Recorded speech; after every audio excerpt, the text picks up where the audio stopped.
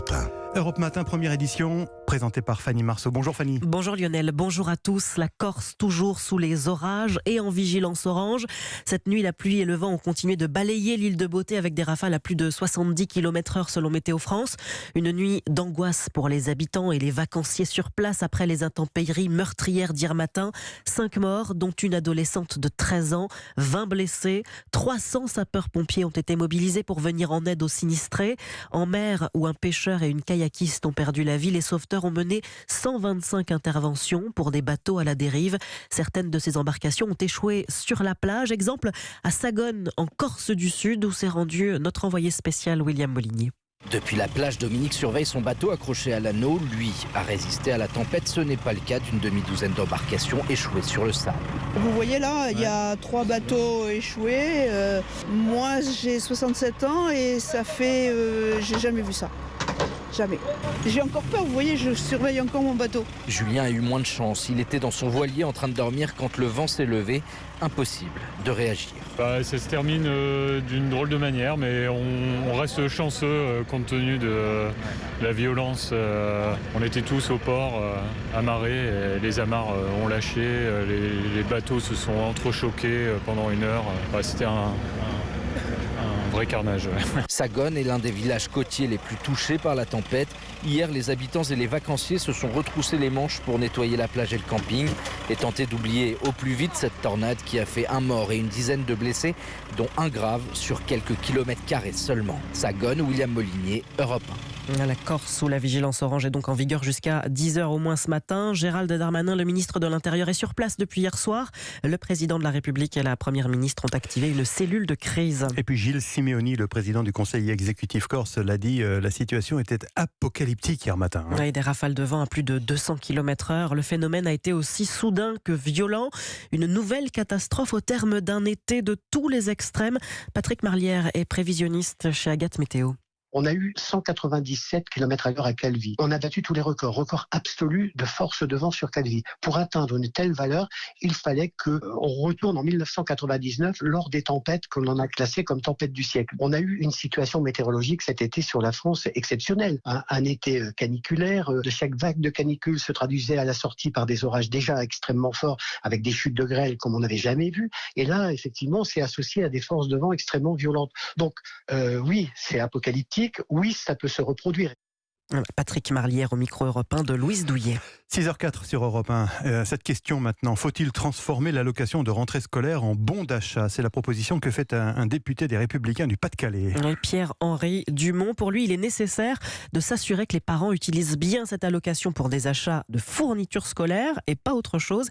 Écoutez, il est au micro d'Alexis de la Fontaine. Je m'étonne des attaques de la gauche et d'Olivier Véran. Cette proposition permet au contraire, de par son dispositif, de donner une partie de l'aide aux communes pour acheter des trousseaux de fournitures selon les besoins des enseignants, puis en donnant des bons d'achat pour le reste des sommes aux familles, d'avoir plus de matériel pour les enfants. Et donc c'est une proposition de loi qui donnerait plus de moyens de réussite aux enfants, et je m'étonne que la gauche et le gouvernement ne partagent pas cet objectif. La gauche, effectivement, qui ne goûte pas du tout cette proposition de loi. Pour le député NUPES des Yvelines, Benjamin Lucas, c'est une discrimination envers les plus modestes. Je ne crois pas qu'il y ait une mauvaise utilisation de cette allocation. Personne n'a jamais été capable de démontrer une étude sérieuse qui l'affirme. Je trouve quand même qu'on a là une question morale qui est posée dans la société. On veut sans cesse contrôler ce que font les plus pauvres de l'argent qui leur est donné pour survivre, qui leur est donné dans le cadre de la solidarité nationale. On ne le fait jamais avec les plus riches. Il y a une forme de violation permanente de l'intimité des plus pauvres de notre pays, dont on explique à longueur de journée qu'ils sont des mauvais parents. Arrêtons avec les fausses polémiques. Notez que cette année, 10,8 millions de foyers les plus modestes recevront à partir du 15 septembre 100 € d'une aide exceptionnelle de solidarité pour faire face à l'inflation et 50 € supplémentaires par enfant à charge. Au chapitre de la santé maintenant, la variole du singe se transmet désormais de l'homme à l'animal. Eh oui, premier cas à Paris, 2 hommes contaminés ont transmis le virus à leur lévrier.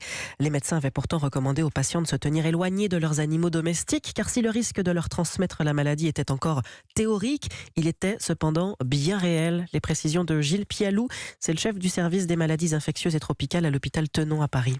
Là, c'est juste une démonstration de ce qu'on appelle la transmission réverse, c'est-à-dire qu'au lieu de passer de l'animal à l'homme, ça revient vers l'animal. Et là, on a la démonstration que ça peut circuler aussi chez les animaux de compagnie, avec soit les contacts, soit les déjections, soit la salive, etc. Donc c'est exactement la même chose que la transmission interhumaine. Donc effectivement, une possibilité que ça augmente la boucle de circulation du virus. Si vous avez un animal de compagnie, il faut, si possible, avant chaque contact avec l'animal, il faut porter des gants à usage unique et même, parce qu'il y a une transmission gouttelette, de porter un masque chirurgical à proximité de l'animal et de mettre tous ces déchets dans des sacs qui sont prévus à cet effet. Donc c'est assez lourd. Le chef du service des maladies infectieuses et tropicales de l'hôpital Tenon à Paris, Gilles Pialou, joint par Yasmina Katou. À l'étranger, cette question ce matin. L'ONU pourrait-il contrôler la centrale de Zaporijia en Ukraine? C'est ce que demande Volodymyr Zelensky. Oui, depuis le début du conflit, le site nucléaire est régulièrement menacé par des bombardements russes. La situation abordée hier lors d'une rencontre à Lviv entre le secrétaire général des Nations Unies, Antonio Guterres, le président ukrainien et son homologue turc. Au menu des discussions également les exportations des céréales ukrainiennes vers l'Afrique notamment. Cette rencontre, elle place à nouveau le président turc en médiateur privilégié de ce conflit. Écoutez les explications de Frédéric Ancel, il est professeur de relations internationales à Sciences Po. L'entremise de la Turquie, elle est rendue nécessaire en interne parce que M. Erdogan se retrouve en position calamiteuse dans les sondages à un an d'élection présidentielle qu'il ne veut pas perdre. Donc il met les habits de chef de guerre extérieur.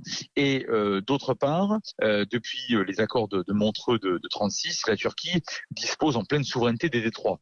Bon, elle en joue. Évidemment, si vous avez une guerre entre l'Ukraine et la Russie et que ces deux États cherchent de manière extrêmement vitale, j'allais dire, et en l'occurrence encore plus l'Ukraine que la Russie aujourd'hui, à exporter via les détroits, la Turquie eût été bien stupide de ne pas jouer le jeu de ce portier, en quelque sorte.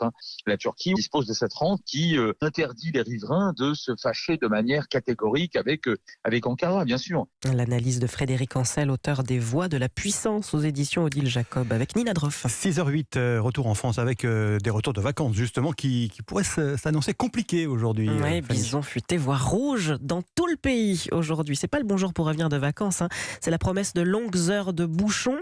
Et pour établir ces prévisions, des agents surveillent le trafic en temps réel, tous les jours, mais ils travaillent aussi tout au long de l'année. C'est ce que nous explique Thierry Mauduit. Il est chargé de mission chez Vinci Autoroute. Grâce à nos outils, les boucles de comptage notamment, c'est un dispositif qui est ancré dans la chaussée à l'intérieur, qui permet de compter le nombre de véhicules qui passent dessus. Donc les données qu'on met dans un algorithme, arrivent à nous calculer heure par heure et jour par jour le trafic attendu sur l'ensemble du réseau autoroutier. En termes de prévision à court terme, après, on a des équipes qui travaillent donc nuit et jour effectivement en PC sécurité. On a des patrouilleurs qui sillonnent le réseau toute la journée, toute la nuit, c'est du H24 pour vérifier que tout se passe bien, pour vérifier que le trafic s'écoule convenablement, qu'il n'y ait pas d'obstacle sur le trajet des usagers. Vous avez sur les secteurs qui sont extrêmement chargés, qu'on pourrait prendre comme A7 par exemple, où vous avez l'équivalent d'un patrouilleur tous les 30 km. C'est un gros travail, effectivement. Un propos recueilli par Chloé Lagadou. Bon, alors avant de prendre la route pour rentrer à la maison, on peut encore profiter un peu des vacances, Annie ? Un petit peu, au moins ça, avec notre série sur les métiers de l'été. Dernier jour dans le charmant parc d'attractions Frais-Pertuis City dans les Vosges. Alors après un tour en manège et un burger, on va mettre des paillettes dans nos vies ce matin. Tatiana Geiselman nous emmène aujourd'hui faire un petit tour au stand de maquillage. Depuis tout à l'heure, je vois des enfants défiler avec des super maquillages sur la figure. On va donc aller voir Oran qui s'occupe du stand maquillage. Bonjour. Bonjour. Je m'appelle Oran, j'ai 22 ans et je travaille à Frais-Pertuis au stand maquillage depuis 4 ans maintenant. Est-ce que tu veux un rouge à lèvres aussi ou pas? Ouais. On maquille des enfants ici. Ici, je suis en train de faire un petit chat sur une petite fille, voilà, au pinceau avec la peinture, tout simplement. Est-ce qu'on te met des petites paillettes, mademoiselle? Oui. Ouais. Je serai un peu quoi avec mon maquillage? C'est une vraie princesse. Voilà, c'est tout bon. Merci beaucoup. Alors, on fait aussi des petits tatouages éphémères. Donc là, on lui fait un petit tatouage sur le bras, voilà, une petite toile d'araignée. Le Spider-Man en général, ça marche bien. Trop beau. Du coup, pour 4 fois, il faut bien le laisser sécher 15 à 20 minutes sans faire de jeu avec de l'eau et sans le toucher. Chez vous, vous mettez un voile de lac avant la douche pour bien le protéger. Vous avez l'air jaloux, monsieur. Vous voulez pas le même, vous êtes sûr? Bon, je suis sûr. Est-ce que vous pouvez donner un peu de libre cours à votre imagination? Alors cette année, j'ai eu un dinosaure que j'ai fait. Le petit était super content. Il allait voir tous les passants dans la rue en faisant le bruit du dinosaure. C'était trop drôle. Donc vous savez dessiner les dinosaures? Oui, on en fait ici d'ailleurs. Je peux en avoir un? Si vous voulez, oui, avec plaisir. Donc merci beaucoup. Et maintenant que j'ai un dinosaure, je vais aller rugir dans la rue, moi aussi. Ce serait super. Passez une bonne journée. Merci, vous aussi. Au revoir. Vous, Lionel, comment vous faites le rugissement du je ne fais dinosaure? pas, moi j'ai le sens du ridicule. Vous ne rugissez pas? Bon, Tatiana rugit très bien, j'en suis certaine. Merci, c'était le journal de Fanny Marceau. À tout à l'heure, Fanny.